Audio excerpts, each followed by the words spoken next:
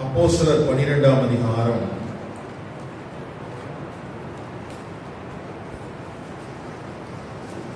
முதல் 17 வசனத்தில் இருந்து ஆசீர்வதிக்கப்பட்ட குடும்பம் என்கிற தலைப்பின் கீழாக நாம் கர்த்தருடைய வார்த்தைகளை இன்றைக்கு தியானிக்க போகிறோம். அதிகமாய் அறிந்திராத ஒரு அருமையான குடும்பத்தை குறித்து இந்த வேத பகுதிக்குள்ளே நாம் வாசிக்கிறோம். அப்போஸ்தலனாகிய பேதுரு சிறைச்சாலையிலிருந்து விடுவிக்கப்பட்ட பின்பு தேவன் தனக்கு தந்திருக்கிற விடுதலையை அவன் அறிந்து நிச்சயித்துக் கொண்டு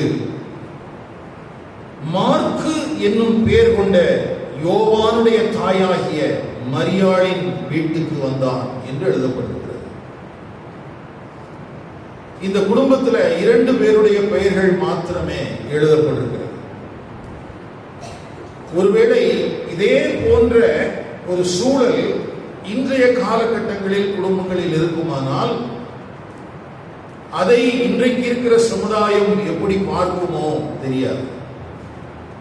இந்த மரியாளின் கணவனை குறித்தோ அல்லது மரியாளின் குடும்பத்தின் மற்ற பிள்ளைகளை குறித்தோ எந்த தகவலும் இல்லை. 2 பேர் மாத்திரம். ஆனால் அவர்கள் தேவனுக்கும் தேவனுடைய ராஜ்யத்தின் பணிகளுக்கும் இன்றைக்கு வரைக்கும் ஆசீர்வாதமாக இருக்கிறார்கள். எத்தனை பேர் மட்டும்?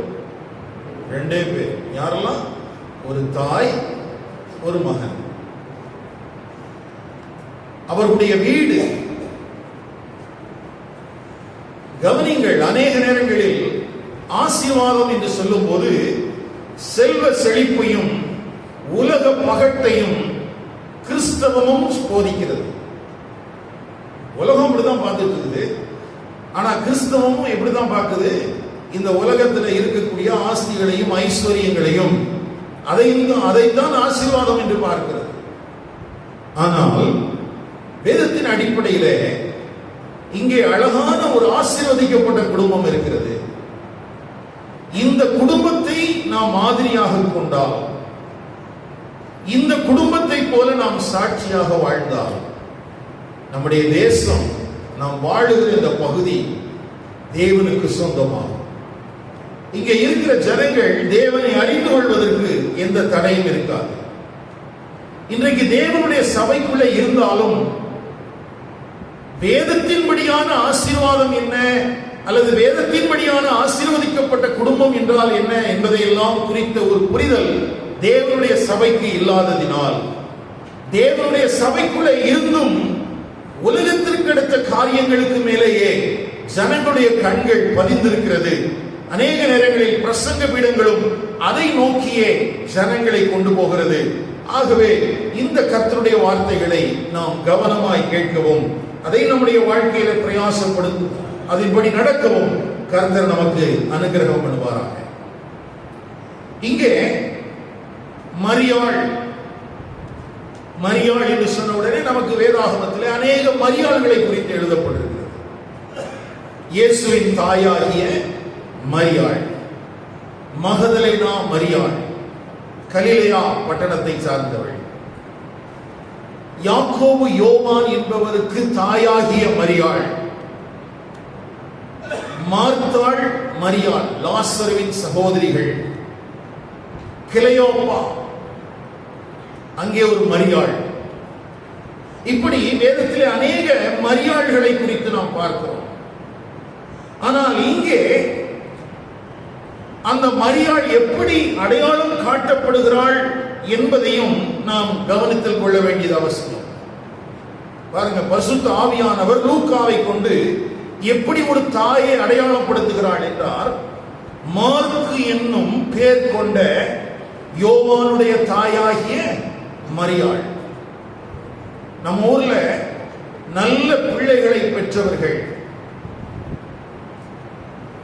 நல்ல பிள்ளைகளை சான்றோர்களாக பெற்றெடுத்தவர்கள் மகிழ்ச்சி அடைவார்கள்.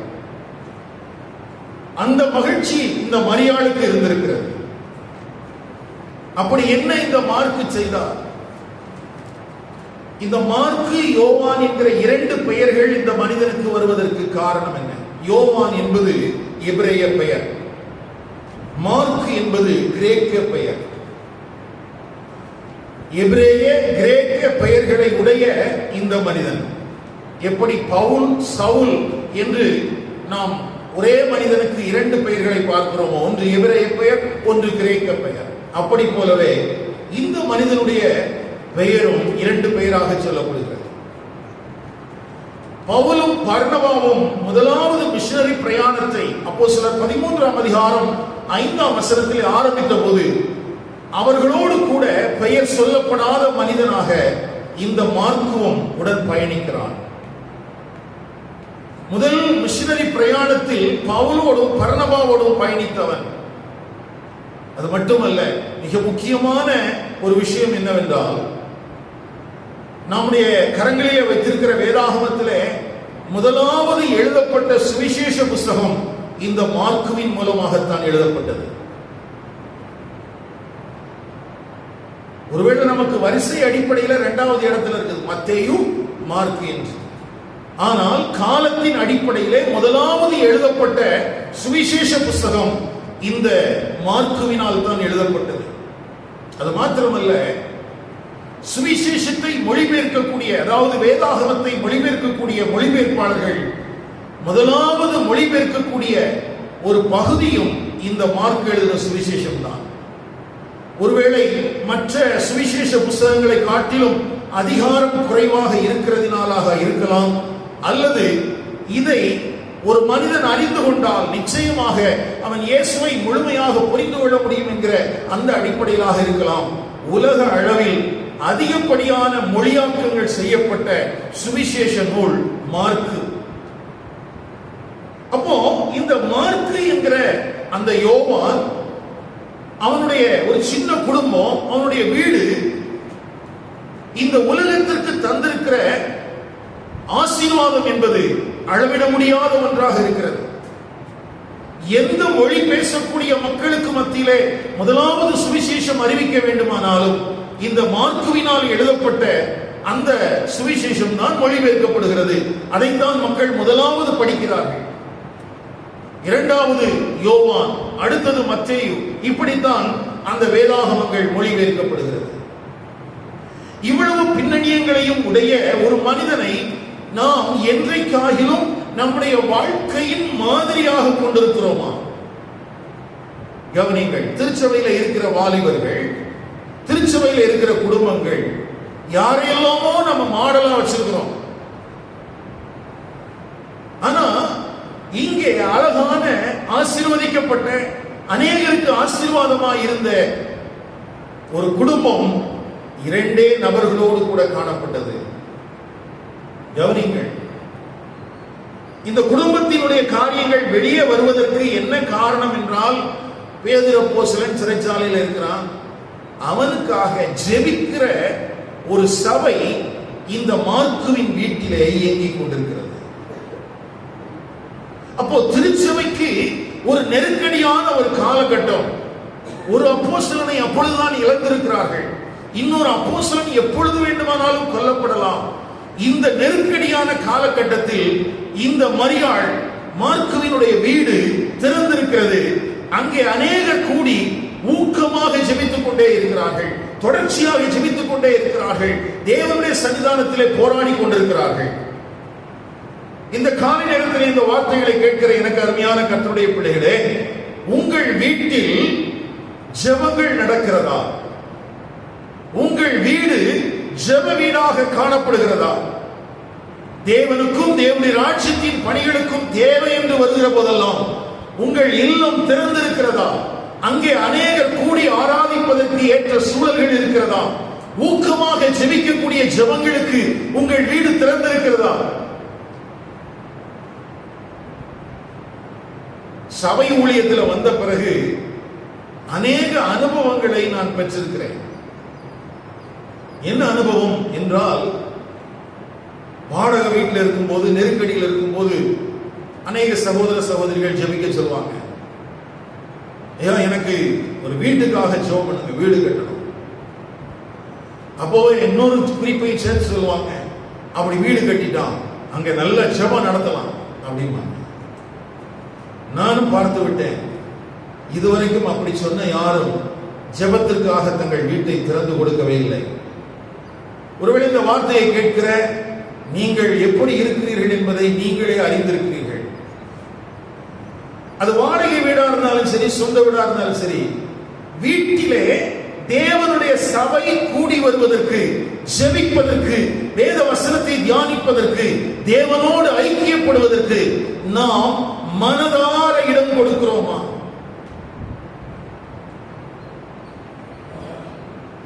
இதை குறித்து கவனமாக இருக்கிறீர்களா? நமக்கு வீட்டில் ஜெபம் வேணும். எதுக்கு தெரியுமா? வீடு ஆசீர்வதிக்கப்படுவது. நம்ம வீட்டில் யாருக்காவது 2 ஊழியக்காரங்களுக்கு சாப்பாடு கொடுப்போம். எதுக்கு தெரியுமா? நமக்கு சாப்பாடு கம்மியாயிடக்கூடாதுங்கிறக்காக. சுயநலமாக வாழ்ந்துவிட்ட கிறிஸ்தவர்கள் என்கிற பெயரில் இருக்கிற நபர்கள், அது கிறிஸ்தவம் அல்ல. சுயநலம் என்பது கிறிஸ்தவத்துக்கு நேர் எதிரானது.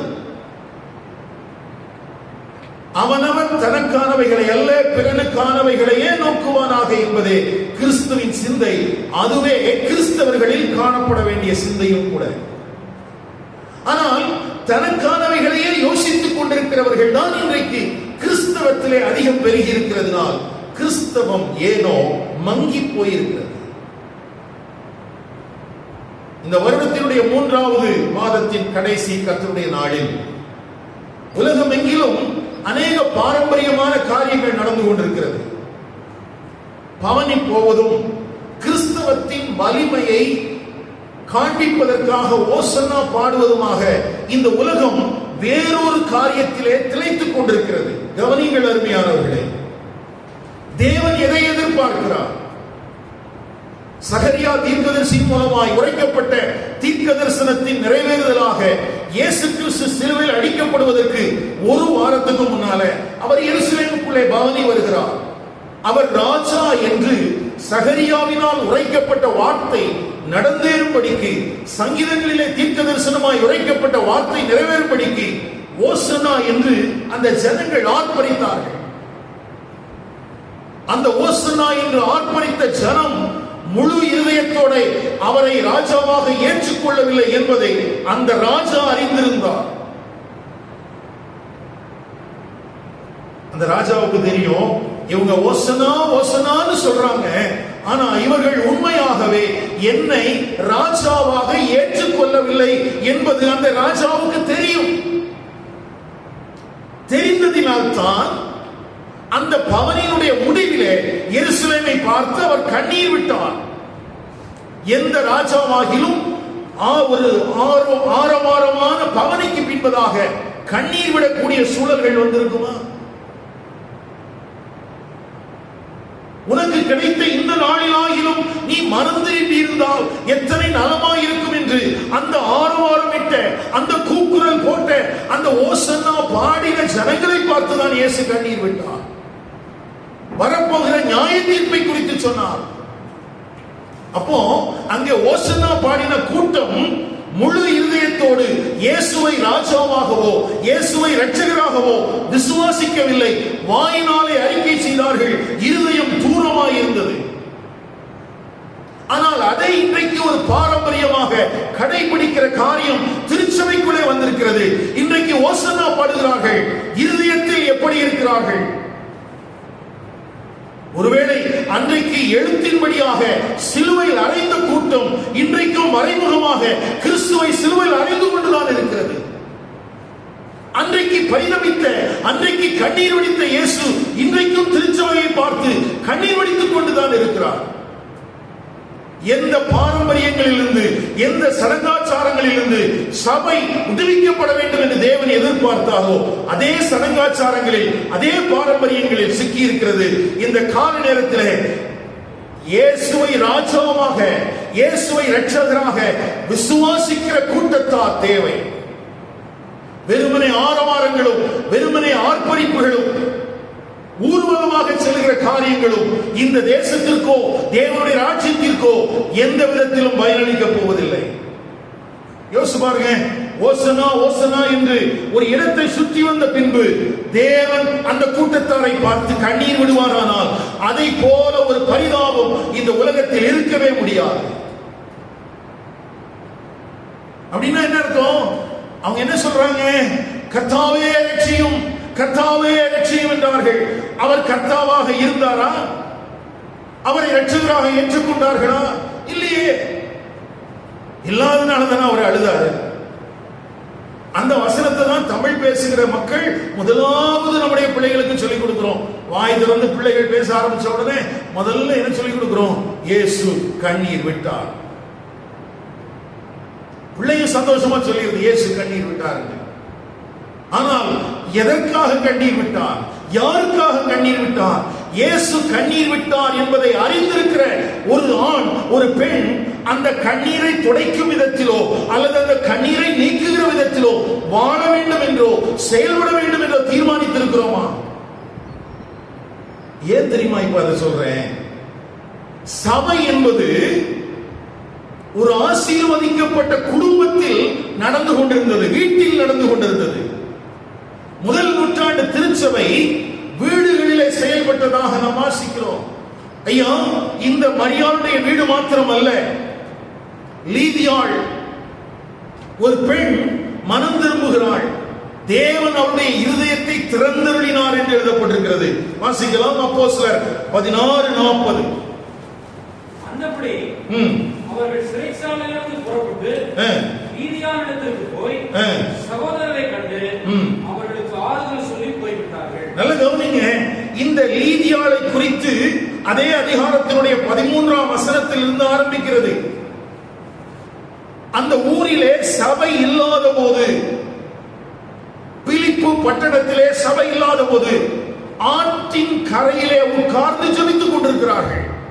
அப்படி ஆற்றின் கரையில ஜெபிக்கும் போது அங்கே ஒரு பெண் போகிறாள். அந்த அந்த அந்த லீதியாளுடைய இருதயத்தை கர்த்தர் திறந்தார். 14ஆம் வசனம். 15ஆம் வசனத்துல அவளும் அவளுடைய வீட்டாரும் ஞானஸ்நானம் பெற்றார்கள். அதே 15ஆம் வசனத்துல அவள் அங்கே ஆற்றின் அருகே கூடி ஜெபித்துக் கொண்டிருந்த சபையை, ஏனியா ஆற்றங்கரையில் இருக்கிறீங்க, நான் தேவனிடத்தில் விசுவாசம் உள்ளவள் என்று எண்ணினாள், என் வீட்டிலே வந்து தங்கியிருங்கள் என்றால் அந்த நாள் தொடங்கி அந்த திருச்சபை அவளுடைய வீட்டிலே நடந்து கொண்டிருந்தது. லீதியாளுடைய இருதயம் மாத்திரமல்ல, லீதியாளுடைய வீடும் தேவ சபைக்காக திறந்தது, தேவனுடைய ராஜ்யத்தின் பணிக்காக திறந்தது. இப்போ பிலிப்பு பட்டணத்திலிருந்து விடைபெறுவதற்கு முன்பதாக சகோதரர்களை சபையாரை சந்திப்பதற்கு லீதியாளுடைய வீட்டுக்கு போனாங்க. அததான் 40ஆம் வசனத்துல வாசிக்கிறோம். வீட்டுக்கு போனா சபை மக்கள் இருந்தார்கள். நம்ம வீட்டுக்கு சபை மக்கள் வர்றாங்களா? வர்றத விரும்புறோமா? கவனிங்களையா. அது மட்டுமல்ல, ஒரு அழகான குடும்பம், ஒரு தம்பதியர் ஆக்கில்லா பிரிஸ்கில்லா. அந்த குடும்பத்தை குறித்து அப்போஸ்தலனாகிய பவுல் கொடுக்கிற சாட்சி என்ன? ரோமர்கள் நிருபம் 16ஆம் அதிகாரம்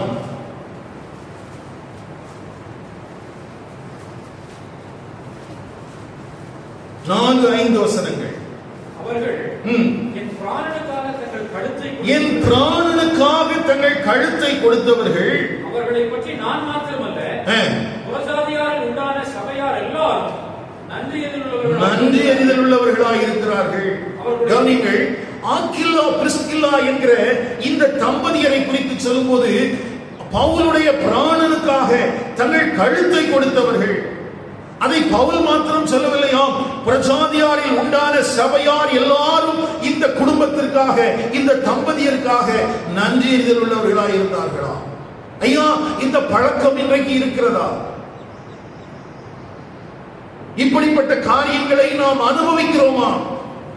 இன்னொரு வசனத்தை வாசிக்கலாம். 1 கொரிந்தியர் 16ஆம் அதிகாரம் 19ஆம் வசனம். ஆசியா நாட்டில் உள்ள சபையார் உங்களை வாழ்த்துகிறார்கள். ஆக்கில்லாவும் பிரிஸ்கில்லாவும். நல்ல கவனிங்க, புறவினத்தாருக்கு சுவிசேஷம் போவதற்கு பல விதத்திலும் பயன்பட்ட இந்த 2 பேரும் தன்னுடைய வீட்டையும் திறந்து கொடுத்திருந்தார்கள் தேவனுடைய ராஜ்யத்தின் பணிக்காக. அவருடைய வீட்டிலே சபை கூடி வந்தது. அவருடைய வீட்டில் என்னது? அப்போ அந்த நாட்கள்ல மார்க்குவின் தாயாகிய மரியாள் வீட்டிலே சபை, லீதியாளுடைய வீட்டிலே சபை, அடுத்தது ஆக்கிலா பிரிஸ்கில்லாவுடைய வீட்டிலே சபை என்று வீடுகளிலே சபையாக கூடி ஆராதித்துக் கொண்டிருந்தார்கள். கொலோசியர்கள் நிருபம் 4ஆம் அதிகாரம் 15ஆம் வசனம். சகோதரரையும் நிம்பாவின் வீட்டில் கூடி வருகிற சபை. இந்த நிம்பாவை எத்தனை பேருக்கு தெரியும்? அப்போ இந்த நிம்பா அவனுடைய வீட்டில் எத்தனை பேர் இருந்தாங்களோ தெரியாது. ஆனா அவங்க வீட்டில் சபை இருந்துச்சு. அந்த சபையை குறித்த அந்த காரியங்கள் பவுலுக்கு தெரிந்திருந்தது. பிலமோனுடைய வீட்டிலேயும் சபை கூடி வந்தது. வாசிக்கலாம். பிலமோனுக்கு எழுதின நிருபம் முதல் 2 வசனம். கிறிஸ்து இயேசுவின் நிமித்தம் கட்டப்பட்டவனாயிருக்கிற பவுலும் சகோதரனாகிய தீமோத்தேயும் எங்களுக்கு பிரியமுள்ளவனும் உடன்வேலையாளுமாயிருக்கிற பிலமோனுக்கும் பிரியமுள்ள அப்பியாளின் வீடு. 3 பேருடைய பெயர் தான் அங்க சொல்லப்பட்டிருக்குது. பிலமோன், அப்பியாள், அர்க்கிப்பு. உம்முடைய வீட்டிலே கூடி வருகிற சபைக்கும் எழுதுகிறதாவது. அப்ப நல்ல கவனிங்க, ஒரு ஆசீர்வதிக்கப்பட்ட குடும்பம் என்பது அந்த வீடு எதற்காக பயன்படுத்தப்படுகிறது, எந்த நோக்கத்திற்காக பயன்படுத்தப்படுகிறது என்பதில் அடங்கி இருக்கிறது. அப்படின்னா அவங்க வீடு கட்டும் போது எந்த அடிப்படையில் கட்டியிருப்பாங்க, அல்லது வீடை வாங்கணும்னு நினைச்சா எந்த அடிப்படையில் வாங்கணும்னு நினைச்சிருப்பாங்க. இன்றைக்கு வீடு வாங்க வேண்டும் அல்லது கட்ட வேண்டும் நினைக்கிற நாம் எந்த அடிப்படையில் வாங்கி கொண்டிருக்கிறோம், எந்த அடிப்படையில் திட்டமிட்டுக் கொண்டிருக்கிறோம்? சபை கூடி வரக்கூடிய விதத்தில் நம்முடைய வீட்டின் அமைப்பு இருக்கிறதா? ஹலோ, இன்றைக்கு உறவினர்கள் வந்தால் தங்க வேண்டும் என்று திட்டமிடுகிற நாம் தேவனுடைய பிள்ளைகள் வந்தால் கூடி ஜெபிப்பதற்கு என்று இடம் வைத்திருக்கிறோமா? ஆனா நம்ம போர்டெல்லாம் போட்டிருக்கோம், இந்த வீட்டின் தலைவர் இயேசு. யார் சொன்னது?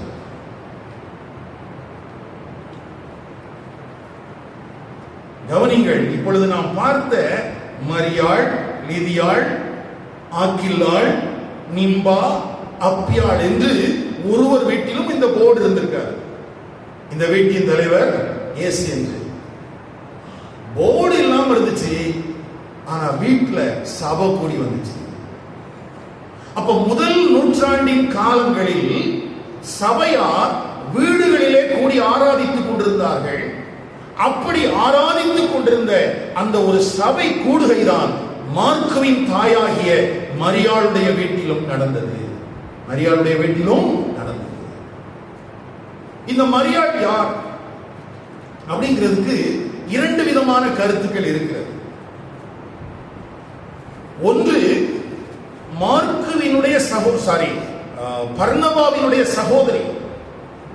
தமிழ் வேதாகமத்தில் பர்னபாவின் இனத்தான் மார்க்கு என்று நாம் வாசிக்கிறோம். ஆனால் ஆங்கில சில மொழிபெயர்ப்புகளிலே நீங்கள் பார்த்தீர்களானால் நேப்பியோ அல்லது கசின் அப்படின்லாம் போட்டிருக்கிறாங்க. 2 டிரான்ஸ்லேஷன்ல 2 விதமா போட்டிருக்கு. ஒன்னு, மரியாள் என்பவள் பர்னபாவின் சகோதரி அப்படின்னு போட்டிருக்குது. அடுத்தது, பர்னபாவின் தகப்பன் வழியில் பிறந்தவர்களுக்கு ஊடாகத்தான் இந்த மரியாளும் வந்திருக்கிறான்னு சொல்லி அந்த குடும்ப உறவுகளின் அடிப்படையிலே அவர்கள் சில மொழியாக்கங்களை போடப்பட்டிருக்கு. எப்படி பார்த்தாலும் பர்னபா லேவி கோத்திரத்தை சார்ந்தவர். தன்னுடைய ஆஸ்திகள் எல்லாவற்றையும் விற்று அப்போஸ்தலருடைய பாதத்திலே வைத்தவன்.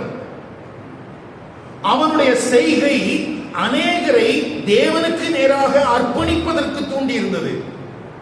இப்போ பர்னபாவுடைய சகோதரி மரியாள் தனக்கு இருந்த வீட்டை தேவனுக்கு என்று திறந்து கொடுத்திருக்கிறாள். பாருங்க, ஆசீர்வாதம் என்றால் என்ன? தேவனுடைய பார்வையில், தேவனுடைய ராஜ்யத்தின் பணிகளில் எது ஆசீர்வாதம்?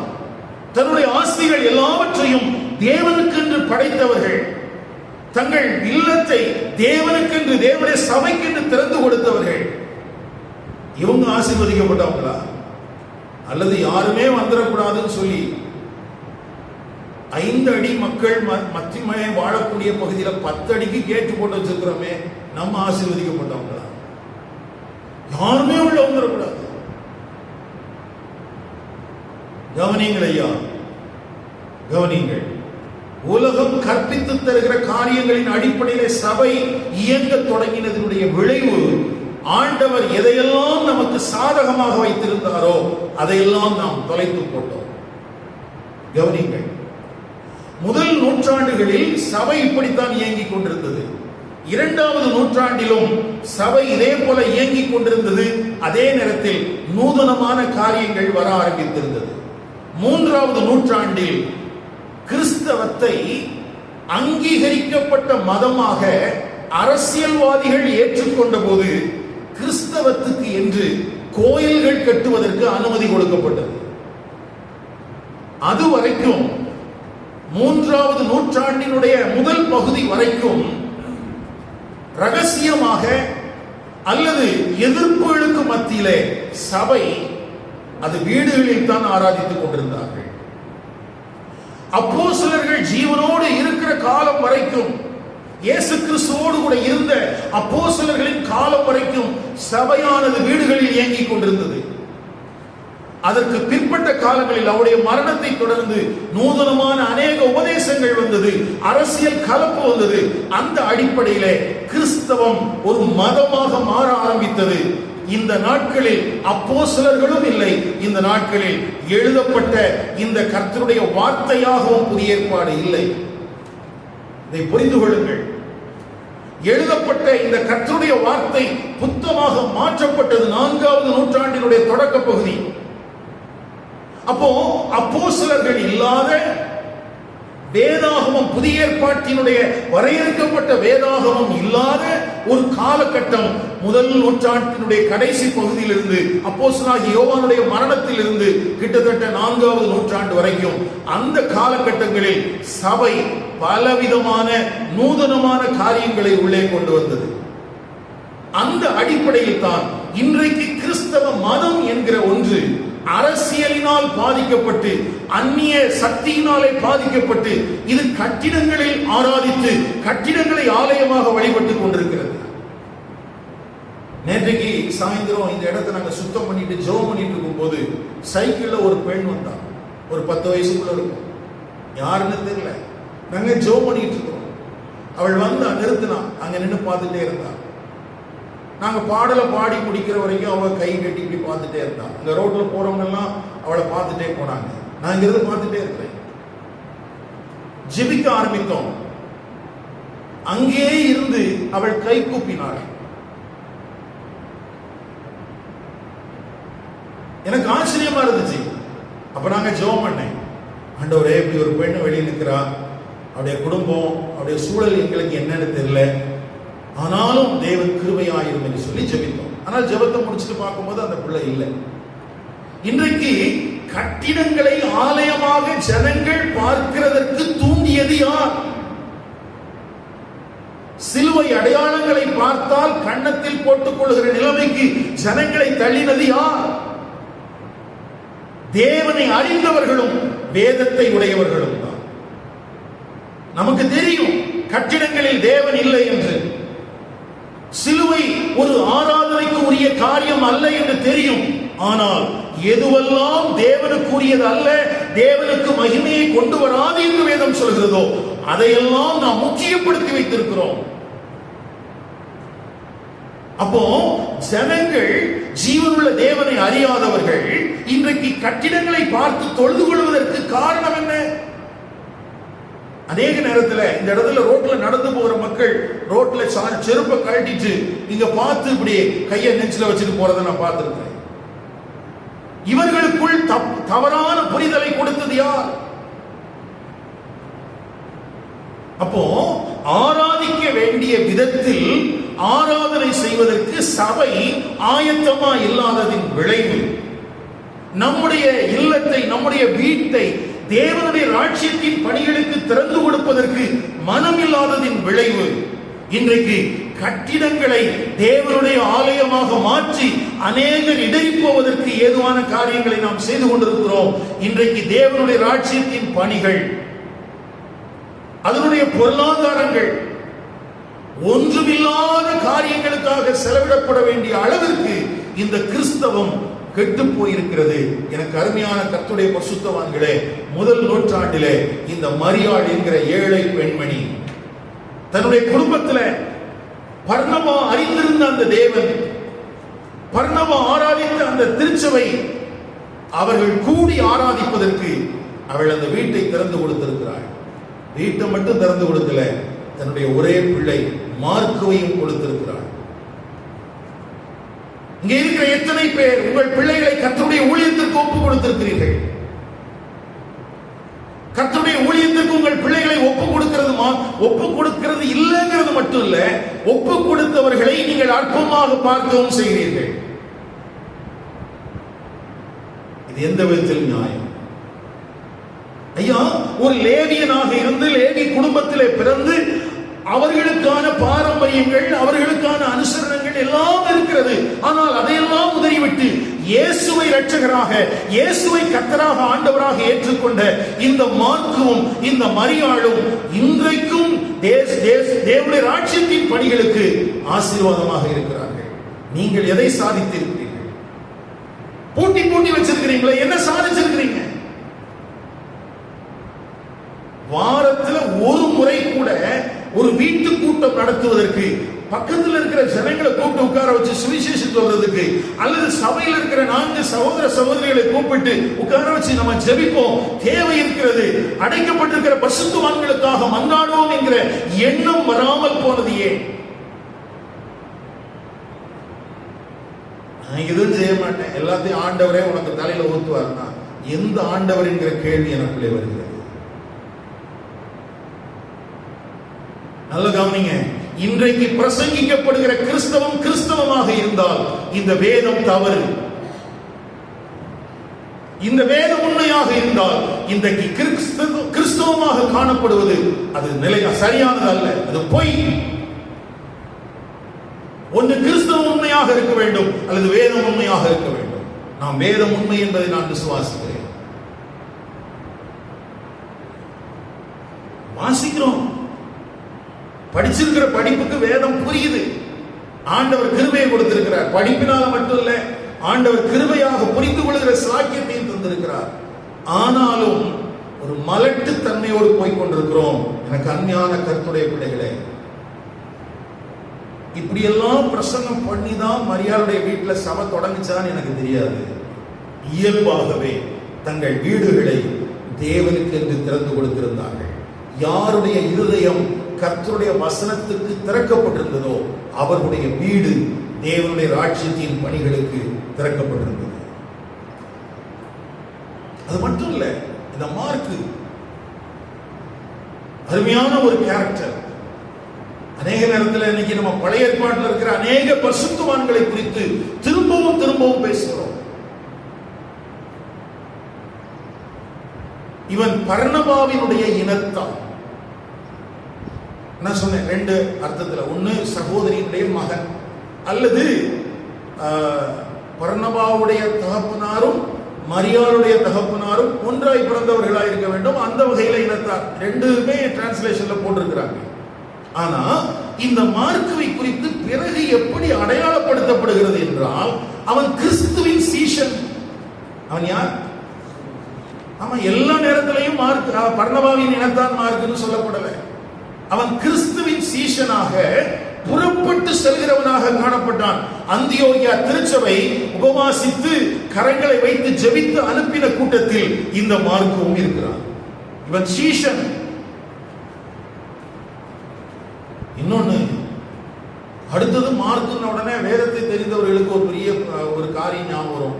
இவன் தான் பர்னபாவும் பவுலும் சண்டை போடுறதுக்கு பெரிய காரணம். கடுமையான விவாதம் வருவதற்கு காரணம் யாருதான்?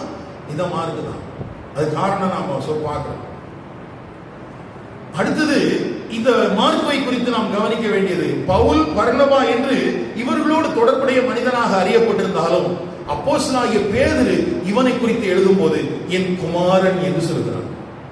1 பேதுரு 5ஆம் அதிகாரம் 13ஆம் வசனத்திலே இவரோட கூட தெரிந்து கொள்ளப்பட்டிருக்கிற பாபிலோனில் உள்ள சபையும் என் குமாரனாகிய மார்க்கும். யோசிச்சு பாருங்களேன், மார்க்குடைய வீட்டுக்கு வந்து அப்போஸ்தலன் வந்து தகவலை சொல்லிட்டு போறான், கதவை தட்டுறான் அப்படின்னா அந்த வீடு என்ன நிலைமையில் இருந்துச்சு, எப்படி இருந்துச்சு, என்னெல்லாம் மாற்றங்கள் அடைந்திருக்கிறது. அந்த குடும்பத்தில் இருக்கிற வாலிபன் மறுபடியும் ஜெனிப்பிக்கப்பட்டதற்கு, இயேசுவை இன்னமும் ஆழமாய் அறிந்து கொள்வதற்கு இந்த அப்போஸ்தலனாகிய பேதுருவோடு இணைந்து பயணிக்கிற ஒரு காரியம் இருந்தது. இன்றைக்கு எத்தனை பேர் உங்கள் பிள்ளைகளை தேவனுடைய சபைக்கு அனுப்புகிறீர்கள்? எத்தனை பேர் தேவனுடைய ஊழியனோடு இணைந்து பணியாற்றுவதற்கு நீங்கள் மனமுள்ளவர்களாய் இருக்கிறீர்கள்? நிறைய பேருக்கு பக்கு நடிச்சுட்டு இந்த ஆண்ட போய் பேசினான்னா இவன் வேலைக்கு போக மாட்டானே நினைக்கிறான். உனக்கெல்லாம் மரியாள்னு பேர் வச்சிருக்கூடாது, வேற ஏதாவது பேர் வச்சிருக்க. தேவனுடைய சபையில் அல்லது ஒரு ஒரு மிஷனரி கூடுகையில் நம்முடைய பிள்ளைகள் பங்கெடுப்பதை நாம் விரும்புவதில்லை. நமக்கு எப்போ பிள்ளைகளுக்காக ஜெபிக்கிறதுக்கு வேணும்னா கல்யாணம் ஆகும், இல்ல வேலை கிடைக்கலன்னா வேலைக்கு, படிப்பு, தேவைக்காக மாத்திரம் நமக்காக ஜெபிப்பதற்கு மிஷனரிகள் வேண்டும், ஊழியர்கள் வேண்டும், எல்லாரும் வேண்டும். அவனுக்கு பைபிள், அவனுக்கு வேலை கிடைச்ச உடனே, கல்யாணம் ஆன உடனே, பிள்ளை பிறந்த உடனே, அதுக்கு பிறகு ஆண்டவரும் வேண்டாம், ஊழியக்காரங்களும் வேண்டாம், யார் கண்ணையும் பண்றாங்க. நான் பொத்தி வளர்த்துட்டு நல்ல கவனிங்க. ஒருவேளை நான் சொல்ற வார்த்தை உங்களுக்கு வெளியே தெரியாம இருக்கலாம், ஆனா உள்ளத்தின் நினைவு இதுதான். ஏன் தேவனுடைய ஜனங்களோடு நாம் நம்முடைய பிள்ளைகளை பழக விடுவதில்லை? என்ன பயம்? அப்போ ஆட்டோமேட்டிக்கா நாம என்ன பண்றோம்னா, தேவனோடும் தேவ ஜனங்களோடும் ஐக்கியப்படுவதற்கு தடை ஏற்படுத்தி நாமே பிள்ளைகள் வழி தவறி போவதற்கு வழிகாட்டிகளாக இருக்கிறோம். அவர்கள் இடறி போவதற்கு வேறு யார் காரணம் அல்ல, அர்ப்பணம் இல்லாத தாயும் தகப்பனும். தெருவில் உட்கார்ந்து எங்கேயாவது விளையாண்டுட்டு இருக்கும் போது கண்டிக்கிறது இல்லை. நீ கவனிங்க, இந்த மார்க்கு யாரோடெல்லாம் ஐக்கியப்பட்டிருக்கிறான் பாருங்க. ரொம்ப ஆச்சரியம் என்னன்னா, மார்க்கு எழுதுற சுவிசேஷத்தை அவன் எழுதி இருக்கிறான் இயேசு கிறிஸ்துவை குறித்து. அவர் மனுஷகுமாரன், the son of God அப்படின்னு எழுதியிருக்கிறான். ஆனா இந்த மார்க்கு இயேசு கிறிஸ்துவின் நாட்களில் தேவனோடு நடந்த அனுபவம் உள்ளவன் அல்ல. இயேசு கிறிஸ்து இந்த உலகத்தில் வாழ்ந்த காலத்தில் அவரோடு இணைந்து பயணித்தவன் அல்ல. ஒருவேளை அந்திம காலத்தில் அவரை குறித்த ஒரு ஈர்ப்பு ஏற்பட்டிருக்கலாம் என்று மார்க்கு 15ஆம் அதிகாரத்தில் நாம் அறிய முடிகிறது. ஆனாலும் அது அவன் தான் சொல்ல முடியாது. ஒரு வாலிபன் என்று எழுதப்பட்டிருக்கிறது. ஆனா நேரடியாக இயேசு கிறிஸ்துவோடு பயணிக்காத, ஆனால் இயேசு கிறிஸ்துவின் அப்போஸ்தலர்களாகிய பேதுருவோடு, பவுலோடு, பர்னபாவோடு இணைந்து பயணித்ததின் விளைவாக ஒரு சுவிசேஷ புஸ்தகத்தை அப்போஸ்தலர்கள் மரிப்பதற்கு முன்பதாகவே, நான் சொல்றது இதோட வேல்யூ எத்தனை பேருக்கு புரியுதுன்னு தெரியல. ஐயா, அப்போஸ்தலர்கள் இரத்த சாட்சிகளாய் மரிப்பதற்கு முன்பதாக இயேசு கிறிஸ்துவின் சரித்திரத்தை எழுதி இந்த உலகத்துக்கு கொடுத்தவன் இந்த மார்க்கு. மற்றவர்கள் கொடுத்ததுக்கு எந்த ப்ரூஃப் நமக்கு கிடையாது. அதை குறித்து என்ன கல்லு வேணாலும் எரியலாம், மத்தேயு குறித்து எழுதலாம், எரியலாம், அல்லது லூக்காவை குறித்து எரியலாம். ஆனா மார்க்கை குறித்து எழுத முடியாது. ஏன்னா மார்க்கு அந்த சுவிசேஷ புஸ்தகத்தை எழுதி முடித்த பின்பு பேதுருவும் ஜீவனோடு இருந்தான், பவுலும் ஜீவனோடு இருந்தான். இந்த ரெண்டு பேருக்கும் இவன் எழுதியிருந்த சுவிசேஷ புஸ்தகம் நல்லா தெரியும். அப்போ இயேசு கிறிஸ்து இந்த உலகத்திற்கு மனிதனாக வந்தார். அவர் ஊழியம் கொள்ளுவதற்காக வரவில்லை, ஊழியம் செய்வதற்காக வந்தார் என்பதை பிரகடனப்படுத்தி எழுதின இந்த மார்க்குவின் இந்த சுவிசேஷம் உண்மையானது என்பதற்கு அப்போஸ்தலனாகிய பவுலும் பேதுருவும் சாட்சிகளாக இருக்கிறார்கள். அதுக்கு பிறகுதான், ஒரு 10 வருஷம் 20 வருஷத்துக்கு பிறகுதான் அதாவது எருசலேம் தேவாலயம் இடிக்கப்பட்ட பின்புதான் மத்தேயு அந்த புஸ்தகத்தை எழுத ஆரம்பிக்கிறார். மத்தேயுடைய பேரிலேயோ. அப்போ இயேசு கிறிஸ்துவின் அந்த சுவிசேஷம் முதலாக பின்வரும் சந்ததிகளுக்கு கடத்தப்படுவதற்கு காரணமாயிருந்த ஒரு ஒப்பற்ற ஒரு வாலிபன் மார்க். உங்கள் பிள்ளைகளை நீங்கள் எப்படி வளர்க்கிறீர்கள்?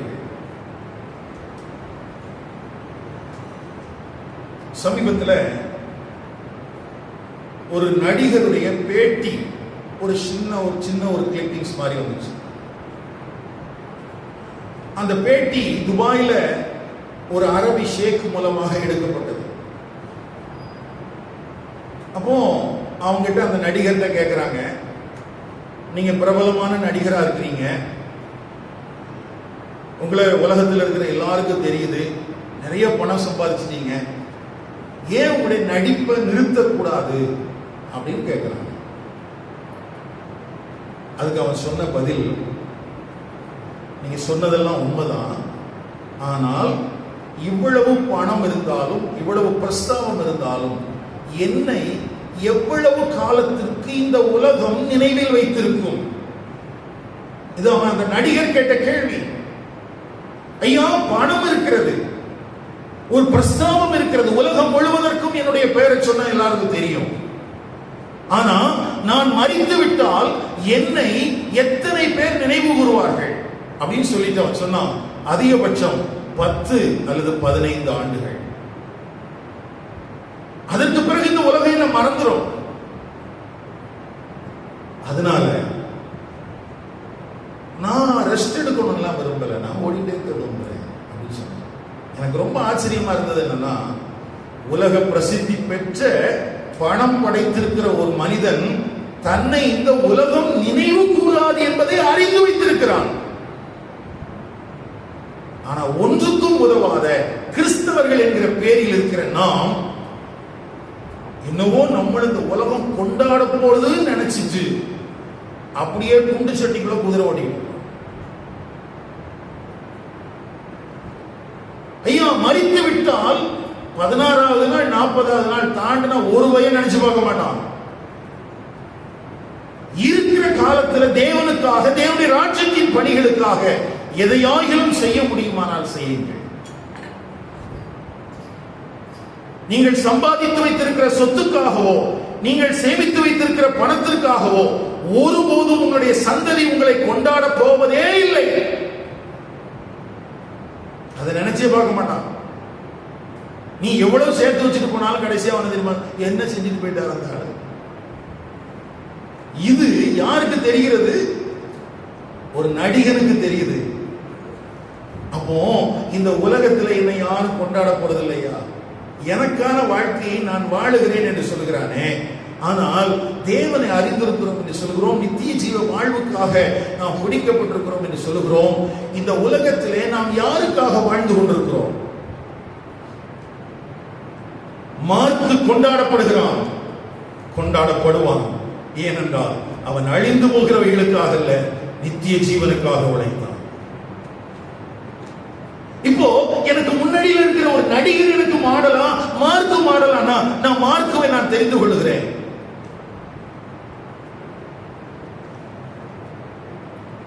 மார்க்குவை இன்றைக்கு நாம் பேசுவதற்கு காரணம் அவன் பணம் படைத்தவன் என்பதனால் அல்ல, அவன் பட்டதாரி என்பதால் அல்ல, அவன் பெரிய பணத்தெல்லாம் சம்பாதிச்சாங்கிறது அல்ல, அவன் தேவனுடைய ராஜ்யத்தின் பணிகளுக்கு என்று தன்னை ஒப்பு கொடுத்திருந்தான் என்பதனாலேயே.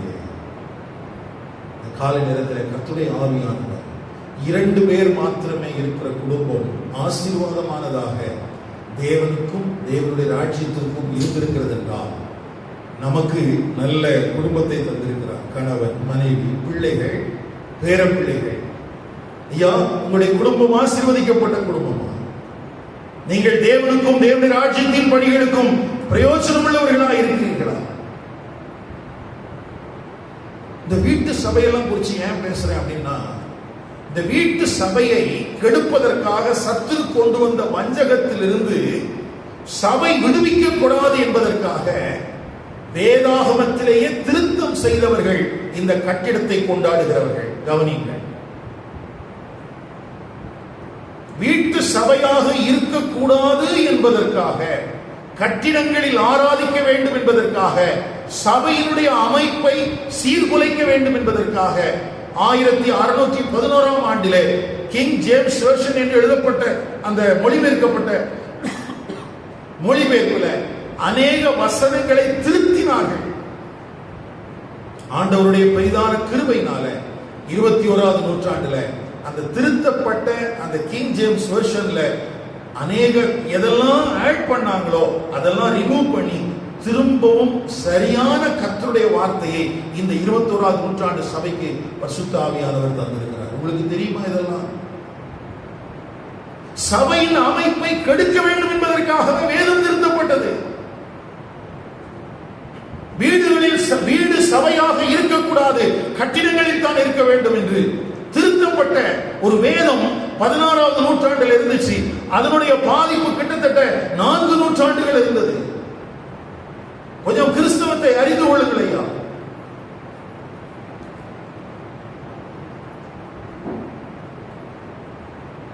எனக்கு அருமையான கர்த்தருடைய பரிசுத்தவான்களே, இந்த மார்க்குக்கும் மரியாளுக்கும் என்ன கிடைச்சது அப்படின்னு எனக்கு தெரியல. ஆனா அந்த வீட்டில் ஒரு சபை இயங்கி கொண்டிருக்கிறது.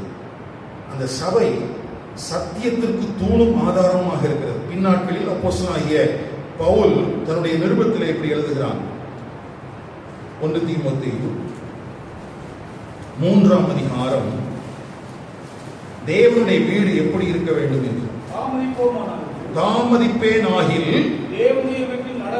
தேவனுடைய வீட்டில் நடக்க வேண்டிய வகையை நீ அறியும்படி இவைகளை உனக்கு எழுதுகிறேன். அந்த வீடு ஜீவனுள்ள தேவனுடைய சபையாய் சத்தியத்துக்கு தூணும் ஆதாரமாய் இருக்கிறது. அப்ப மரியாளுடைய வீடு, நிம்பாவுடைய வீடு, லீதியாவுடைய வீடு, ஆக்கிலா பிரிஸ்கில்லாவோட வீடு சத்தியத்துக்கு தூணும் ஆதாரமாக ஜெப வீடாக இருந்தது. ஆகவே அதிலே குடியிருந்த குடும்பம் ஆசீர்வதிக்கப்பட்ட குடும்பமாக இருந்தது. அவர்கள் தேவனுடைய ராஜ்யத்தின் பணிகளுக்கு பிரயோஜனம் உள்ளவர்களாக இருந்தார்கள். இன்றைக்கு நம்முடைய வீடு ஆசீர்வதிக்கப்பட்ட வீடா? நம்முடைய குடும்பம் ஆசீர்வதிக்கப்பட்ட குடும்பமா? நம்முடைய பிள்ளைகள் தேவனுடைய ராஜ்யத்தின் பணிகளுக்கு புறப்பட்டு செல்கிறவர்களா இருக்கிறார்களா? கவனி, 2 காரியத்தை சொல்லிட்டு முடிச்சது. பர்னபாவின் இனத்தானாகிய இந்த மார்க்கு முதல் மிஷனரி பிரயாணத்துல பவுல், பர்னபா என்பவர்களோடு அவனும் கடந்து போகிறான். உங்களுடைய வேதாகமத்தை 13ஆம் அதிகாரத்துக்கு திருப்பிக் கொள்ளுங்கள்.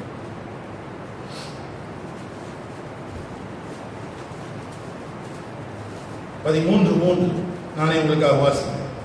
அப்பொழுது உபவாசித்து ஜெபம் பண்ணி அவர்கள் மேல் கைகளை வைத்து அவர்களை அனுப்பினார்கள். இதுல பேர் எழுதப்படல. ஆனா பவுல், பர்னபா, இன்னும் யார் இருக்கிறார்ல? மார்க்கும் இருக்கிறார். அவர்கள் எங்க போனாங்க? 4ஆம் வசனத்தில் இருக்குது. செலுக்கியா அப்படிங்கிற பட்டணத்துக்கு வந்து அங்கிருந்து சீப்புரு தீவுக்கு போனாங்க. எங்க போனாங்க? சைப்ரஸ் தீவுக்கு போறாங்க.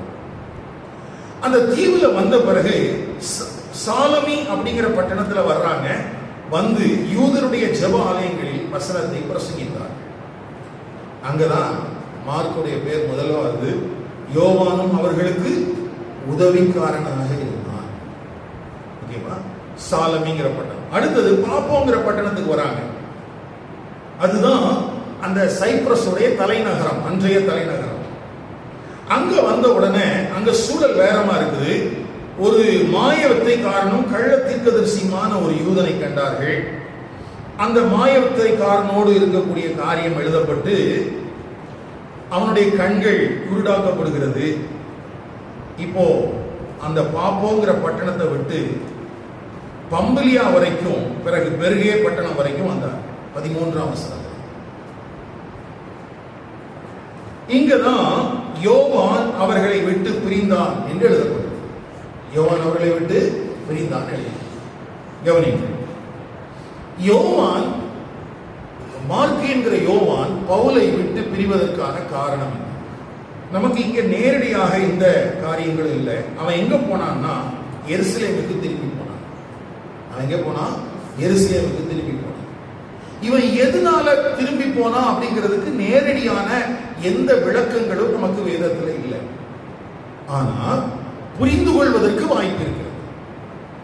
இவனை குறித்து யூசிபஸ் அப்படிங்கிற ஒரு மனிதன் திருச்சபை வரலாறு என்கிற ஒரு புஸ்தகத்தை எழுதியிருக்கிறார். அவர் 4வது நூற்றாண்டில் அதை எழுதியிருக்கணும்னு சொல்றாங்க. ஆனா 1914 வருடத்துல தான் அந்த புஸ்தகம் பிரிண்டிங் அப்படி எடிஷனா வந்துச்சு. அதுல இந்த மார்க்குவை குறித்து எழுதப்பட்டிருக்கிற ஒரு காரியமும் ஒரு குறிப்பு இருக்கு. அதுல என்ன சொல்லியிருக்குன்னா, பேதுருவின் மொழிபெயர்ப்பாளன் இந்த மார்க். யாருடைய மொழிபெயர்ப்பாளன்? அதாவது பேதுரு அராமைக் அல்லது எபிரேய மொழியில் பேசும்போது கிரேக்க மொழியில் அதை மொழியாக்கம் செய்யக்கூடியவனாக இந்த மார்க் இருந்தான். அப்போ தொடர்ந்து இந்த பேதுருவினுடைய போதனைகளில் அவன் இயேசு கிறிஸ்துவை குறித்து சொன்ன காரியங்கள் எல்லாவற்றையும் இவன் தான் கிரேக்கில் வந்து டிரான்ஸ்லேட் பண்ணிட்டு இருக்கிறான். இதுதான் பின்னாட்களில் சுவிசேஷ புஸ்தகமாக இவன் எழுதுவதற்கு காரணமாக அமைந்தது. இதுதான் பின்னாட்கள் என்னவா இருக்குது. அதாவது கால நீங்க மார்க் சுவிசேஷ புஸ்தகத்தை படிச்சீங்கன்னா அது வந்து குரோனாலஜிக்கல் ஆர்டர்ல இருக்காது, வரிசை கிரமத்தில் இருக்காது, மாறி மாறி இருக்கும். அது ஏன்னா பேதுரு வந்து பிரசங்கம் பண்ணும்போது இயேசு கிறிஸ்துவை குறித்து அல்லது அவருடைய போதனைகளை குறித்து அற்புதங்களை குறித்து சொன்ன வார்த்தைகளை எல்லாம் நினைவில் வைத்துக் கொண்டு அதை தான் பின்னாட்களிலே 55வது வருடம் அல்லது 60வது வருடத்துல இந்த மார்க் இந்த புஸ்தகத்தை எழுதியிருக்க வேண்டும் என்று சொல்கிறார். ஏன்னா இவன் நேரடியாக இந்த அற்புதங்களை கண்டவன் அல்ல, இயேசுவின் போதனைகளை கேட்டவன் அல்ல, பேதுருவின் மூலமாக இந்த இயேசுவின் போதனைகளையும் அற்புதங்களையும் பார்த்தவன். அதுல அந்த புஸ்தகத்துல இருக்கிற ஒரு சாட்சி என்னன்னா, மூப்பன் என்று அன்றைக்கு அழைக்கப்பட்ட யோவான், முதிர்ந்தவன், அவன் சொல்றான் இந்த மார்க்குவை குறிச்சு, தான் கேட்ட எதையும் விட்டுவிடக் கூடாது அல்லது தவறிவிடக் கூடாது என்பதற்காக அவன் அந்த மார்க்கு சுவிசேஷ புஸ்தகத்தை அவ்வளவு அக்கறையோடு எழுதினான் என்று யோவான் அப்போஸ்தலன் சபையிலே சொல்வார். அதெல்லாம் கவனிங்க, இதெல்லாம் ரொம்ப முக்கியமான காரியங்கள். அப்போ ஒரு இயேசு கிறிஸ்துவின் போதனைகளை, இயேசு கிறிஸ்துவின் அப்போஸ்தலன் அந்த அற்புதங்களை பேதுரு அப்போஸ்தலனிடத்திலிருந்து பெற்றுக் கொள்கிறான். அதை இவன் ஞாபகத்தில் வைத்துக் கொண்டு எழுதுகிறான். அதை பேதுரு அப்போஸ்தலன் வாசித்திருக்கிறான், பவுல் வாசித்திருக்கிறான், பேதுரு வாசித்திருக்கிறான், எல்லாம் வாசித்திருக்கிறாங்க. ஏன்னா அந்த காலத்திலேயே எழுதிட்டான். அதுல யோவான் அப்போஸ்தலன் சொல்கிறான், மார்க்கு அவன் கேட்ட ஒன்றையும் விட்டுவிடக் கூடாது, தவற விட்டுவிடக் கூடாது என்பதிலே கவனமாக இருந்திருக்கிறான். ஐயா, அதனாலதான் ஆரம்பத்திலே சொன்னேன், மார்க்கு சுவிசேஷம் என்பது நம்ம கையில கிடைச்சிருக்கிற ஒரு பெரிய பொக்கிஷம். அவனை பெற்றெடுத்த அந்த மரியாளுக்காக கர்த்தருக்கு ஸ்தோத்திரம். அந்த மரியாளுடைய வீட்டிலே கூடி வந்த சபை மார்க்குக்காக ஜெபித்திருக்குமே, அந்த ஜெபித்த பரிசுத்தவான்களுக்காக ஸ்தோத்திரம். இப்படி பேதுருவினுடைய மொழிபெயர்ப்பாளனாக இருந்த இந்த மார்க் அவன் எருசலேமுக்கு வந்து விட்டான். ஏன் வந்தான் அப்படிங்கிறதுக்கு இதை வைத்தும் நாம் காரணத்தை கண்டுபிடிக்க முடியாது. ஆனா இதே மார்க்கு பின் நாட்களில் திரும்ப ஊழியத்துக்கு கூட்டிட்டு போகப்படுறான் பர்னபாவால. அப்போஸ்தலர் 15ஆம் அதிகாரத்தில், அப்போஸ்தலர் 15ஆம் அதிகாரம். அப்பொழுது பர்னபா என்பவன் 36 சில நாளைக்கு பின்பு பவுல் பர்னபாவை நோக்கி, நாம் கர்த்தருடைய வசனத்தை அறிவித்திருக்கிற சகல பட்டணங்களிலும் உள்ள சகோதரர்கள் எப்படி இருக்கிறார்கள் என்று போய் பார்ப்போம் வாரும் என்றார். மார்க்கு எருசலேமுக்கு போய்விட்டான். ஆனால் பர்னபாவும் பவுலும் சேர்ந்து ஃபர்ஸ்ட் ரவுண்ட் போயிட்டாங்க. போயிட்டு திரும்ப அந்தியோகியாவுக்கு வந்துட்டாங்க. அந்தியோகியாவில் வந்த பிறகு திரும்பவும் பவுலுக்கு என்ன தோணுதுன்னா, இல்ல நம்ம ஏற்கனவே பார்த்துட்டு வந்த சகோதரர்கள் எல்லாம் திரும்ப போய் பார்த்துட்டு வருவோம் அப்படின்னு சொல்லி பர்னபா கிட்ட பேசுறார். அப்பொழுது பர்னபா என்பவன் மார்க்கு என்னும் பேர் கொண்ட யோவானை கூட அழைத்துக் கொண்டு போக வேண்டும் என்றார். இப்போ இரண்டாவது மிஷனரி பயணத்திலேயும் இந்த மார்க்குவை இன்க்ளூட் பண்ணணும் அப்படின்னு பர்னபா ரெக்கமெண்ட் பண்றார். உடனே பவுல் சொல்றாரு, பவுலியா நாட்டிலே நம்மை விட்டு பிரிந்து நம்மோட கூட ஊழியத்திற்கு வராததினாலே அவனை அழைத்துக் கொண்டு போக கூடாது என்றார். பவுல் சொன்னார், இல்ல அவன் நம்மளை விட்டு போயிட்டான், அதனால இனி நம்ம அவனை செய்யக்கூடாது, கூப்பிடக்கூடாது சொல்றாரு. 39ஆம் வசனத்துல இதை பற்றி அவர்களுக்குள்ளே கடும் கோபம் உண்டபடியினால் அவர்கள் ஒருவரை ஒருவர் விட்டு பிரிந்தார்கள். பர்னபா மார்க்கு கப்பல் ஏறி சீப்புரு தீவுக்கு போனான். கவனிக்க வேண்டிய விஷயம். இப்போ இரண்டாவது மிஷனரி பயணத்துல பவுல் இவனை சேர்த்துக்கிறதுக்கு ஆயத்தமா இல்ல. இப்ப பவுலும் பர்னபாவும் பிரிஞ்சுட்டாங்க. பிரிஞ்சவங்க இப்ப நம்ம ஊர்ல நடக்கிற மாதிரி பிரிஞ்சு போறது அப்படின்னு சொன்னா அது வேற காரியத்துக்காக பிரிஞ்சு போறது. ஆனா இவங்க என்ன பண்ணாங்கன்னா, நீ இன்னொரு பக்கத்துல சுவிசேஷம் அறிவிக்க போறாங்க. இவங்க ரெண்டு பேரும் முதல்ல எந்த பட்டணத்துல எந்த தீவுல இருந்து மார்க்கு எருசலேமுக்கு போனானோ அதே இடத்துக்கு சீப்புரு தீவுக்கு திரும்பவும் கொண்டு போகப்படுகிறான். இப்போ அவன் போயிட்டு இருக்கிறான். அப்போ இங்க இதை குறித்து வேத ஆசிரியர்கள் என்ன சொல்றாங்கன்னா, முதல் மிஷனரி பயணத்துல சீப்புரு தீவுல எதிர்பார்த்த அளவுக்கு ஊழியத்தில் கனிகள் இல்லாததினால் மார்க்கு சோர்ந்து போயிருக்கலாம். ஒருவேளை அதற்கு அந்த பவுலும் பர்னபாவும் கையாண்ட முறைமைகளில் அவனுக்கு கருத்து வேறுபாடுகள் வந்திருக்கலாம். எப்படியா இருந்தாலும் சீப்புரு தீவிலே ஊழியத்தை செய்து கொண்டிருந்த மார்க்குவிற்கு அங்க தொடர்ந்து அவனோடு இணைந்து பயணிக்க முடியல. ஏன்னா ஒரு கனியுள்ள காரியங்களை அவனால் பார்க்க முடியவில்லை. நான் ஏற்கனவே சொன்னேன் இல்லையா, அந்த வசனத்தை வீட்டில் போய் கூட வாசி பாருங்க. அப்போஸ்தலர் 13:4 வரைக்கும் அந்த சம்பவங்கள் எழுதப்பட்டிருக்குது. அங்க யாரும் ரட்சிக்கப்பட்டதாகவோ அங்கே சபை கூடி வந்ததாகவோ எந்த தகவலும் இல்லை. இதுக்கு இடையில இந்த சீப்புரு தீவுக்கு சுவிசேஷம் புதிதல்ல. 11ஆம் அதிகாரத்திலேயே சீப்புரு தீவுக்கு சுவிசேஷம் வந்துருச்சு. அப்படி இருந்தும் அந்த முதல் மிஷனரி பயணத்துல ஆத்தும அறுவடையை பார்க்காத மார்க்கு சோர்ந்து போயிருக்கலாம் என்று சொல்லுகிறார்கள். ஆகவே இப்போ சின்ன ஒரு பிரேக் முடிச்சிட்டு 2 வருஷம் முடிச்சிட்டு ஒருவேளை அது வரைக்கும் அவன் பேதுருவோடு கூட மொழிபெயர்ப்பாளனாக இருந்திருக்கலாம். இப்ப திரும்பவும் அதே ஊருக்கு தான் வரான். எங்க சுவிசேஷத்தினால் ஒரு பெரிய அளவில் மாற்றங்கள் நடக்கவில்லையோ அதே சீப்புரு தீவுக்கு மார்க்கவும் பர்னபாவும் போகிறார்கள். இதுக்கு பிறகு அந்த மிஷனரி பயணத்தை குறித்து நமக்கு வேதத்தில் எந்த கருத்துக்களும் இல்லை. ஆனா இந்த மார்க்குவை குறித்து பின்னாட்களில் பவுல் அப்போஸ்தலன் சொல்லுகிற வார்த்தை என்ன? அவன் எனக்கு மிகவும் பிரயோஜனம் உள்ளவன். அவன் எனக்கு மிகவும் பிரயோஜனம் உள்ளவன். எங்க இருக்குது? 2 தீமோத்தேயு 4ஆம் அதிகாரம் 11வது வசனம். லூக்கா மாத்திரம் என்னோட இருக்கிறார். மார்க்குவை உன்னோடே கூட்டி மார்க்குவை எந்த பவுல் மார்க்குவை வேண்டாம் என்று சொன்னானோ அதே பவுல் தன்னுடைய அந்திம காலத்தில் அவனுடைய சிரச்சேதம் செய்யப்படுகிறதற்கு முன்பதாக அவன் சொல்றான், மார்க்குவை கூட்டிக் கொண்டு வா, ஊழியத்தில் அவன் எனக்கு பிரயோஜனம் உள்ளவன். ஊழியத்தில் அவன் எனக்கு பிரயோஜனம் உள்ளவன்.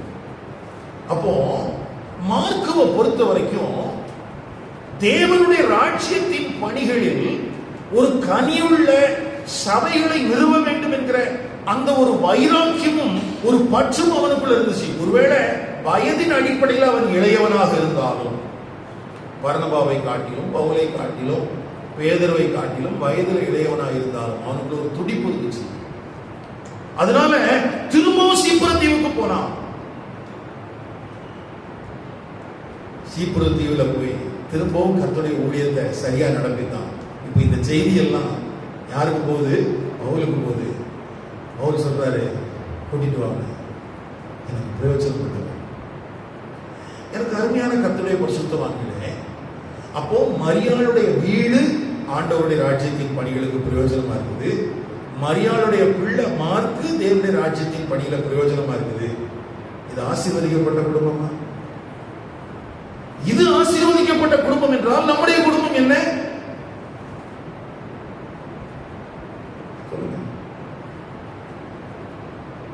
இது ஆசீர்வதிக்கப்பட்ட குடும்பம் என்றால் நம்முடைய குடும்பம் என்ன?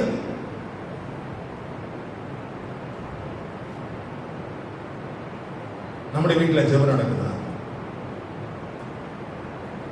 எத்தனையோ முறை சொல்லியிருக்கிறேன், வாரத்தில் ஒரு முறை ஆகிலும் உங்கள் வீடுகளில்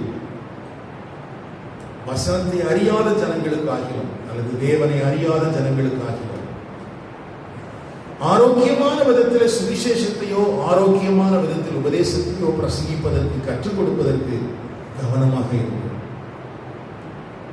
அது நம்மேல் வைக்கப்பட்ட தேவ நோக்கம். அது சொந்த வீடோ வாடகை வீடோ.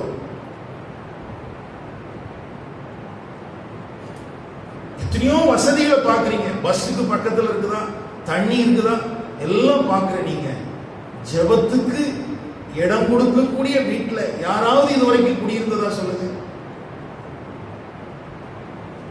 எந்த ஹவுஸ் ஓனர்ட்டியா போவோம், ஏன் நாங்க வாரம் வாரம் ஜெபம் பண்ணோம், எங்களுக்கு அதுக்கு வாய்ப்பு தரணும். அப்படி இல்லைன்னா எங்களுக்கு வீடு வேண்டாம், நாங்க வேற பார்த்துக்கிறோம். என்னையாவது சொன்ன சரித்திரம் இருக்கா? நமக்கு பஸ் ஸ்டாண்டு பக்கத்தில் இருக்கான்னு பார்க்கணும், ஸ்கூல் பக்கத்தில் இருக்கான்னு பார்க்கணும், போயிட்டு வர்றதுக்கு வசதி இருக்கான்னு பார்க்கணும், தண்ணி இருக்கான்னு பார்க்கணும், எல்லாம் பார்க்கணும். ஆனா நம் தேவனுடைய பிள்ளை இது எந்த விதத்திலும் நியாயம் இல்லை.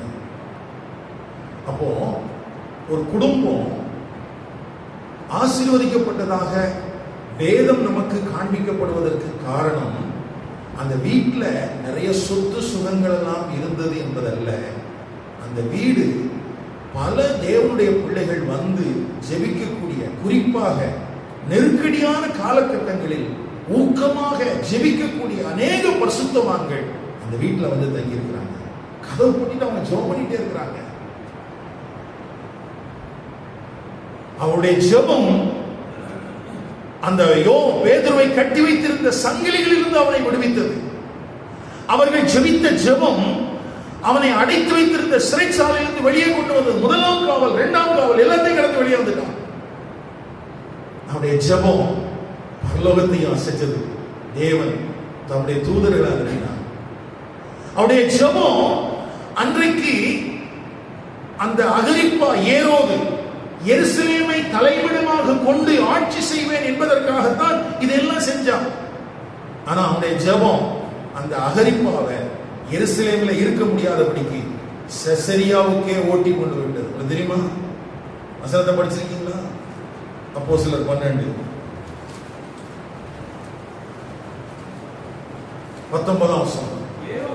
ஏரோது ஆமா பேதுருவை தேடி காணாமல் போன போது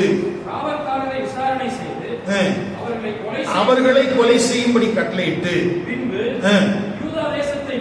ஆமா, ரொம்ப முக்கியம். நம்ம அநேக நேரத்தில் எஸ்தரின் ஜெபத்தை கொண்டாடுகிறோம். ஆனால் இந்த தேவனுடைய வீட்டில் நடந்த ஜெபத்தின் விளைவாக எருசலேமை மையமாக கொண்டு ஆட்சி செய்வேன் என்று வந்த ஏரோது அகிரிப்பா, முதலாவது ஏரோது அகிரிப்பா யூதேயாவை விட்டு எங்க போயிட்டாங்க? திரும்ப செசரியாவுக்கே போயிட்டான். ஜெபம் இவ்வளவு வலிமையாக இருந்தது. மரியாளுடைய வீடு, மரியாள், மார்க் என்கிற யோவான், இந்த ஆசீர்வதிக்கப்பட்ட குடும்பம் அன்றைய காலகட்டங்களில் மாத்திரமல்ல, இன்றைக்கு வரைக்கும் தேவனுடைய ராஜ்யத்தின் பணிகளுக்கு ஆசீர்வாதமாக இருக்கிறார்கள்.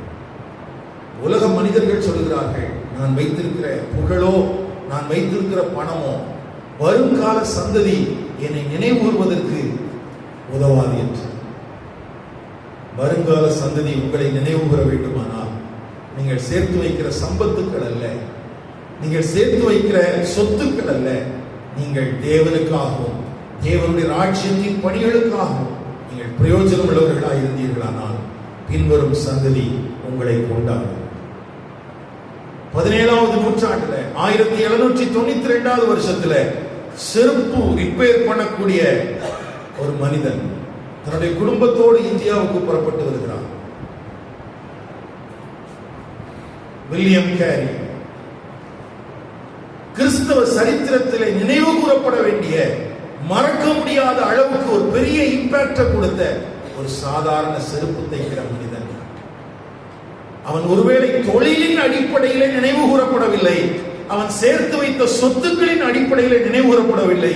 அவனுடைய விசுவாசமும் அவனுடைய சுவிசேஷத்தை குறித்த தாக்கமும் நம்முடைய தேசம் மறந்து விடாதபடிக்கு அவனை நினைத்து கொண்டே 40 மொழியாக்கங்கள்,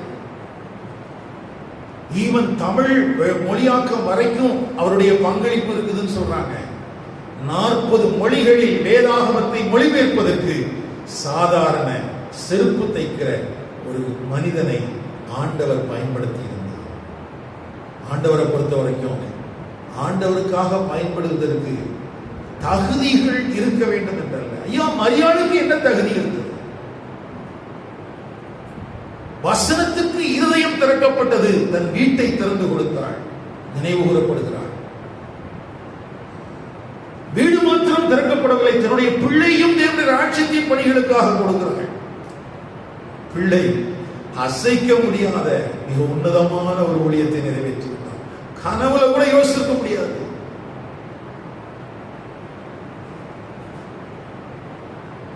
சினாப்டிக் காஸ்பல் என்று சொல்லி 4 சுவிசேஷங்களின் ஒப்புமைகளை படிக்கும் போது முதலாவது ஆதாரம் மார்க்குவின் சுவிசேஷம்.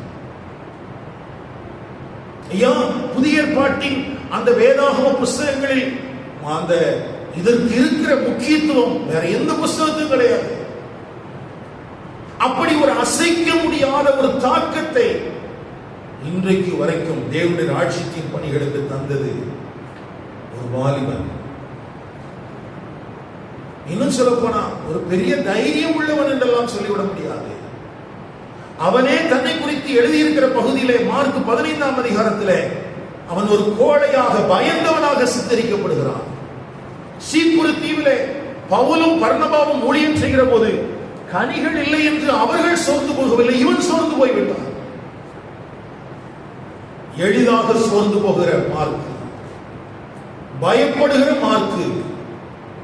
ஆனா இந்த தேவனுடைய சபையின் சரித்திரத்தில் ஒரு பெரிய அழுத்தமான தாக்கத்தை ஏற்படுத்தி இருக்கிறான். இந்த 21ஆவது நூற்றாண்டில் தேவனுடைய சபைக்கு உங்கள் வீடு தேவை. அர்ப்பணிக்கப்பட்ட மரியாளின் வீடு தேவை. அது ஜெபிக்கிற இடமாக தேவை. எருசலேமுக்கு தன்னுடைய ஆதிக்கத்தை கொண்டு வருகிற சத்துருவை துரத்தி ஓட்டுவதற்கு ஜெபிக்கிற பரிசுத்தவான்கள் கூடி ஜெபிக்கிற ஜெப வீடு தேவை. ஆண்டவர் எங்களுக்கு கொஞ்சம் பணத்தை கொடுத்த போது நானும் சரி, தன்னிடத்தில் இருந்த எல்லாவற்றையும் சரி, நானும் என்னுடைய மனைவியும் இந்த ஜெப வீட்டுக்கு நாங்க போட்டதுக்கு காரணம் இந்த வேதம் எங்களுக்கு காண்பித்து கொடுக்கிற சவால். அநேகர் கேட்பாங்க, இவ்வளவு பெருசா கட்டிட்டீங்க, நீங்க எங்க குடியிருக்க போறீங்க? அதை குறித்து யோசனைகள் வந்தாலும் ஆசை இல்லை. அது சாத்தியமோ சாத்தியப்படாதோ எனக்கு தெரியாது. எனக்கு ஒரே ஒரு ஆசை, இந்த இடம் ஜெப வீடாக இருக்கும். இந்த ஜெப வீட்டில் அநேகரை ஆண்டவர் மகிழ பண்ண வேண்டும். இங்கிருந்து ஏறெடுக்கப்படுகிற ஜெபங்களின் விளைவாக கட்டப்பட்டிருக்கிற பரிசுத்தவான்கள் விடுவிக்கப்பட வேண்டும். தேவனுடைய ராஜ்யத்தின் பணிகள் தடையில்லாமல் நடக்க வேண்டும். அதற்காகவே எல்லா பிரயாசங்களையும் இப்படி ஒரு ஆசீர்வாதமான குடும்பமாக இருப்பதற்கு நாங்கள் பிரயாசப்படுகிறோம். ஆனால் நாங்கள் பலமுள்ளவர்கள் அல்ல. எங்களுக்குள்ளே பயங்களும் நடுக்கங்களும் இருக்கிறது. எங்களுக்குள்ளேயும் தடுமாற்றங்கள் உண்டு, எங்களுக்குள்ளேயும் சோர்வுகள் உண்டு. ஆனால் எங்களுடைய இலக்கு நிலையானது. காலை நேரத்தில் உங்களுக்கு சவால் விடுகிறேன். இந்த உலகத்திலே நீங்கள் வாழ்ந்து மரித்து போன பின்பு உங்களுடைய சொத்துக்காகவோ நீங்கள் செய்து வைத்த வேலைக்காகவோ சில ஆண்டுகள் உங்களை இந்த சமுதாயம் நினைவு கூறலாம். நீடித்த நாட்கள் நீங்கள் நினைவு கூறப்பட வேண்டுமானால் ஆரோக்கியமான உபதேசத்தை இந்த சமுதாயத்துக்கு கொண்டு வாருங்கள். அதற்கு ஏதாயிலும் ஒரு விதத்தில் நீங்கள் செயல்படுங்கள். அப்பொழுது நீங்கள் நினைவு கூறப்படுவீர்கள். அப்பொழுது உங்களுடைய குடும்பம் ஆசீர்வதிக்கப்பட்ட ஒரு குடும்பமாக இருக்கும். அதுவே ஆதி காலம் முதற்கொண்டு பொய்யுரையாத தேவன் வாக்குத்தத்தம் செய்ததினுடைய மேன்மையான ஆசீர்வாதம். அந்த ஆசீர்வாதம் இந்த திருச்சபைக்கும் திருச்சபை ஐக்கியத்தில் இருக்கிற குடும்பங்களுக்கும் உண்டாவதாக. எழுதி நிற்போம், ஜெபிப்போம்.